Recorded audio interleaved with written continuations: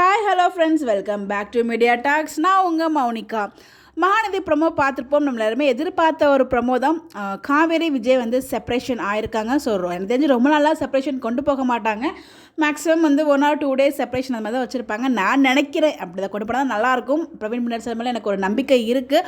ஆனால் ப்ரொமோ எதிர்பார்த்ததை விட ரொம்ப ரொம்ப சூப்பராக இருந்துச்சு. வேறு லெவல் வந்து ஒரு ஹை வோல்டேஜ் ட்ராக்காக இருக்கும் நான் எதிர்பார்த்துட்ருக்கேன். ஏன்னா அந்தளவுக்கு தான் ப்ரொமோவே இருந்துச்சு.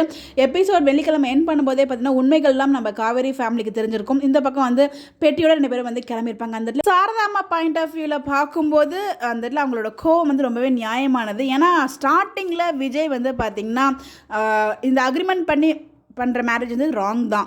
ஸோ நமக்கு விஜய் பிடிக்கும் அப்படின்றதுக்காக நம்ம வந்து அப்படியே பிளைண்டாக சப்போர்ட் பண்ணக்கூடாது. ஆரம்பத்தில் இது வந்து மிக மிக மிகப்பெரிய தவறு. ஆனால் அந்த இடத்துல இன்னொரு விஷயமும் இருக்குது. நம்ம விஜய் வந்து பார்த்திங்கன்னா பணத்துக்காக வந்து பணத்தை கொடுத்துட்டு மேரேஜ் பண்ணலாம். அந்த ஒரு பணம் தான் நம்ம நர்மதாவோட உயிரையும் காப்பாற்றிருக்கு. இது இந்த இடத்துல யாருமே யோசிக்கவே இல்லை அப்படின்னு எனக்கு தெரியுது. ஆனால் வந்து அதை நம்ம யோசிச்சு பார்க்குறோம். விஜய் பண்ணது தவறாக இருந்தாலும் நமக்கு பிடிச்சாலும் அது தவறு தான். ஆனால் அந்த இடத்துல அவர் கொடுத்த பணமும் இங்கே வந்து ஹெல்ப் பண்ணியிருக்கு அப்படின்னு நம்மளால் மறுக்கவே முடியாது. இந்த இடத்துல நல்லவே நம்ம காவேரி வந்து உண்மையை சொல்லிட்டாங்க. அது வரைக்கும் ரொம்பவே ஹாப்பி.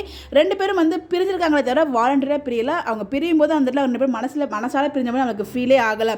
ஸோ இந்த இடத்துல அவங்க அம்மா வந்து இந்த மாதிரி ஒரு பையன் கூட நீ வாழ்கிறதுக்கு வாழாமலே இருக்கலாம் அப்படிங்கிற மாதிரி வந்து அவங்க அழைச்சிட்டு போகிறாங்க. இன்னொரு பக்கம் எதிரே பார்க்கல நம்ம குமரன் வந்து விஜய் அடித்தது. ஸோ அதை பற்றி தனியாக வீடியோவே நான் ஷேர் பண்ணணும்னு நினச்சிட்டு இருக்கேன். அது அன்எக்ஸ்பெக்டடுங்க. சத்தியமாக எதிர்பார்க்கவே இல்லை. கோவப்படுவார். அந்த 2 பேரும் வந்து கோவமாக இருக்க மாதிரி ஒரு சீன் பார்த்தோம் இல்லையா. மேபி அதுதான் வரும்னு எதிர்பார்த்தேன். ஆனால் 2 ஆளாக அரைஞ்சிருப்பார். அது பார்க்கும்போது ரொம்பவே கஷ்டமாக இருந்துச்சு. என்னடா இது அப்படிங்கிற மாதிரி.